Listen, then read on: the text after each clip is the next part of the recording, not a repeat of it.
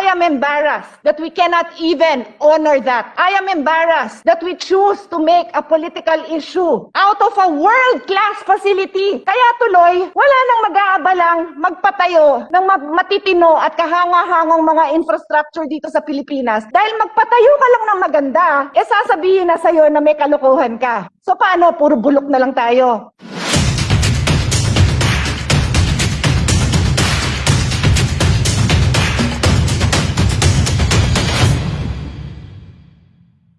Mr. President, I also would like to apologize because I didn't really catch the entire speech. Actually, I didn't catch most of it except for the picture of the stadium that was built for the Southeast Asian Games. I was being distracted by the chair of the Committee on Finance and the chair of the Committee on Higher Education with their stories about some people. And they put on the record that they are still laughing as I speak. Anyway, on that note, Mr. Chair, so because I cannot ask, I cannot go into detail, no, because I did not know that Her Honor would be taking up this subject. But the project that Her Honor has flashed on the screen is very close to my heart. I am an athlete. I am also a national team player in my youth, and I was there during, I don't think I was there during the, what do you call that, when they, ano ba tawag doon yung corner, groundbreaking ba yun? When they put the first, I wasn't there then, but I was there when there were only beams, and I continually checked on it in the days to come. Mr. President, this is a world-class stadium, built in record time, with the advice no less than, if I'm not mistaken, and I can check for the record, World Bank and or ADB on how to finance and how to do this project. Mr. President, the Southeast Asian Games would not have been as successful as it was if we had only the dilapidated stadium of Rizal Memorial, of Ultra. May I ask Her Honor if she has seen the place?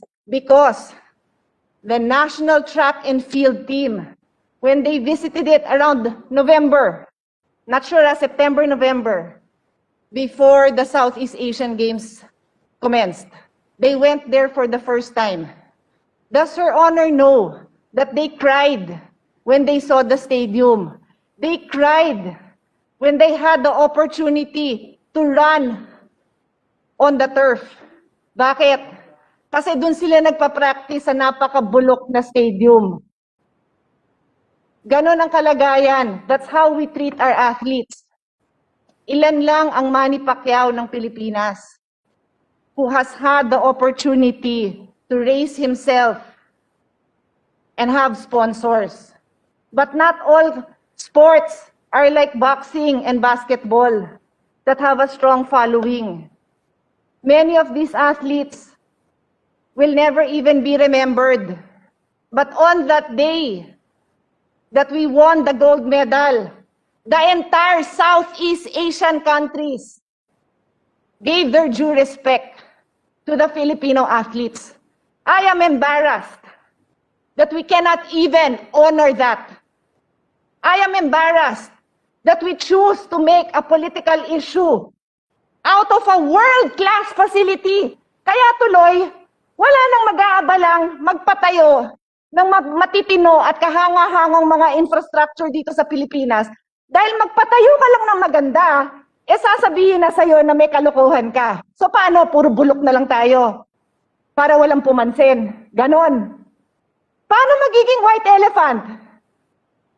Madam Sponsor, do you even know what are the conditions of our sports facilities? Para sabihin mong yung world class na yon magiging white elephant? Hindi nyo ba alam na pinasa natin ang National Academy of Sports? And doon pag-aaral, doon magte-training ang mga bata natin, mga future Manny Pacquiao. Paano naging white elephant? Sana naman mag-ingat naman kayo sa mga paratang nyo. Dahil yan na naman ang i-headlines. Di man lang natin binigyan ng konting parangal, konting respeto ang mga national athletes. Na alam nyo ba, kung hindi dahil sa bayanihan to, hindi pa magkakaroon ng allowance. Hindi thanks to PSC yan, ha? Thanks to Speaker Alan Cayetano, Congressman Bambol Tolentino, and Senator Sani Angara.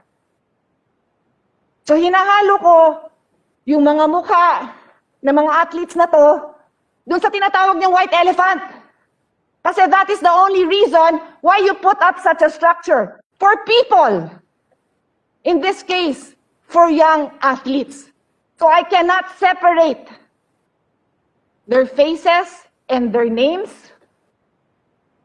from the structure that you now want people to cast doubt upon. Again, I do not have the details. Wala akong hawak na papel, but I have to stand up for BCDA, for the architects, for the engineers, for every single construction worker that worked overtime. Madam Sponsor, alam nyo ba 24/7 nagtrabaho yon para makadeliver tayo sa Southeast Asian Games?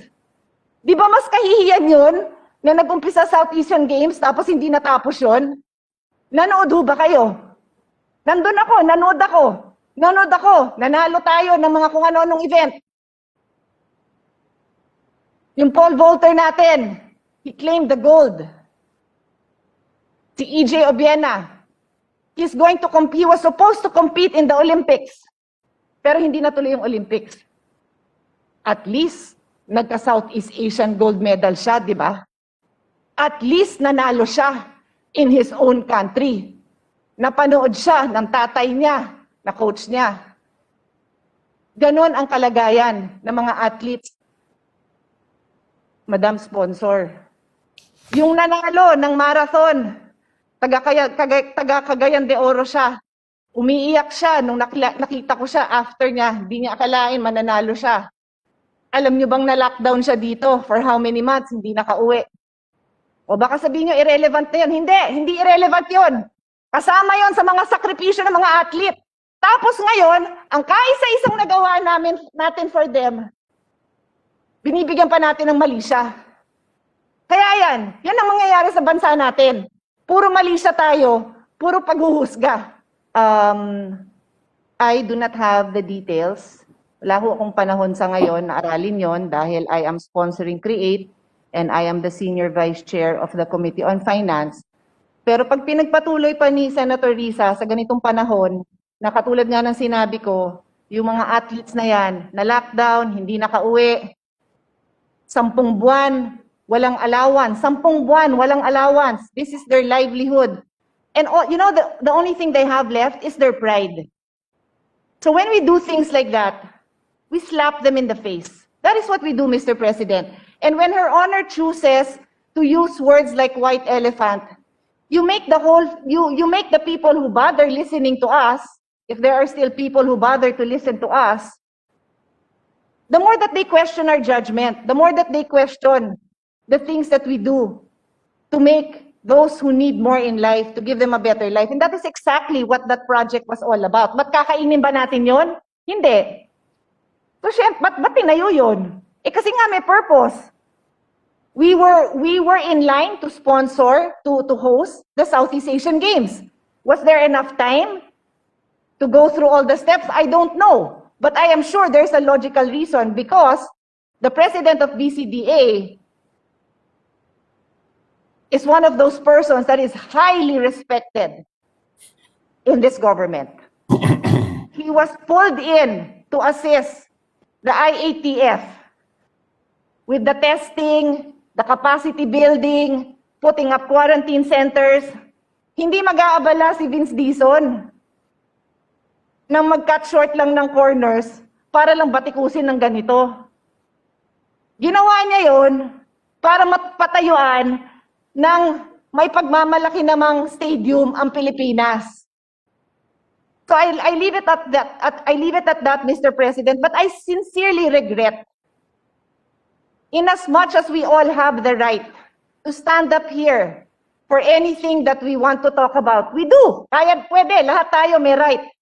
Pero I sincerely regret na nagagamit ang floor natin para sirain ang napakagandang pangalan ng napakagandang mga proyekto na tinayo para lang naman bigyan ng kahalagahan ang ibang sektor ng ating bansa na normally hindi napapansin. They are normally training, like I said, umiyak sila nung tumuntong sila sa tarp nung track oval na yon. Umiyak sila. Sabi nila, wow, ang lambot. Sabi ko, ba't saan ba kayo nagte-training? Ma'am, dun sa track oval na sira-sira na, sa Pangasinan. Ha? Paano kayo nakarating ng Pangasinan? Eh, wala na ho kami mapag-trainingan sa Metro Manila. And then their facilities, nakatira na rin ako sa Rizal Memorial. As I said, I was a national team athlete. Yung tinirahan ko sa Rizal Memorial noong 1983, awa ng Diyos, ganun pa rin ang itsura. Kung hindi pa natin pinatayo ang track oval sa University of the Philippines, which is open to all, inabot ng mga anak ko, 30 years after I graduated, the same track and football field ng UP. O so siguro si UP, sinundan nila by the letter every single step. Awa ng Diyos, inabot ng 4 na taon. Nag-graduate na yung anak ko, never niya na nakitang yung field na yon. That is how infrastructure projects in the Philippines go along. So if you don't want our people to dream, if we don't take a stand and give honor to what should be honored, the people who did right, then we'll just watch our country crumble because we're just going to be finger pointing every step of the way. And I take offense as an athlete, as a mother of athletes, as a mentor and as a friend of all these athletes, whose sole pride was to be able to see such a structure built in their honor, questioned and castigated in this manner. Salamat po. Mr. President, since you mentioned that by Olympic standards, you're right, that's a requirement that you have the they call it a warm-up pool. So without that, you cannot get the proper accreditation. You will not receive that highest level of accreditation, and you will not be able to sponsor international competitions. So in fact, Mr. President, during the Southeast Asian Games, as it was happen, sa sobrang tuwa nung ating National Sports Association ng Swimming, they already said yes to host this international competition. I'm not sure if it was this year, so baka hindi nga natuloy because of COVID, no? Because they are now qualified to host those kind of swimming events, which we could not do before. Kung familiar kayo sa Rizal Memorial tsaka sa Ultra, hindi ganun ang swimming pool doon. And I'd also like to spread into the record, similarly for the track oval. So the ones that you would have seen, for anyone here who watched it, that track oval is the main track. Pag lumabas ka dun sa stadium, there's another track, Mr. President. Kasi ganun din, it is required that there is a warm-up track. And then, in addition to that, underneath the stadium, that really underneath, because same level ng ground, inside the stadium, indoor, merong mga 100-meter din na track. So, pag matagal ka pa, doon ka magwa-warm up sa labas.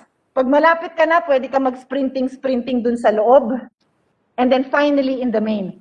All of this would not be accredited. Again, yung white elephant na inaabala nyo, Madam Sponsor, we can now host international competitions.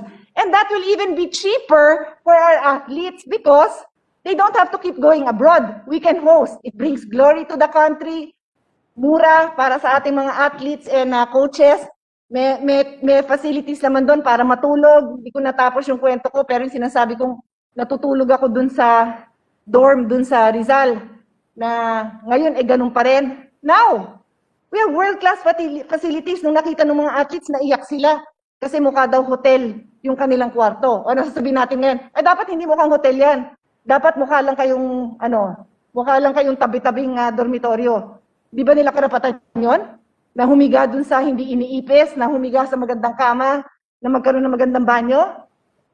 So yan ang kine-question natin. Anyway, Mr. President, I It's because of you na dinagdag ko to dahil nabanggit niyo yung swimming pool. Dinagdag ko na rin po yung track oval. Thank you.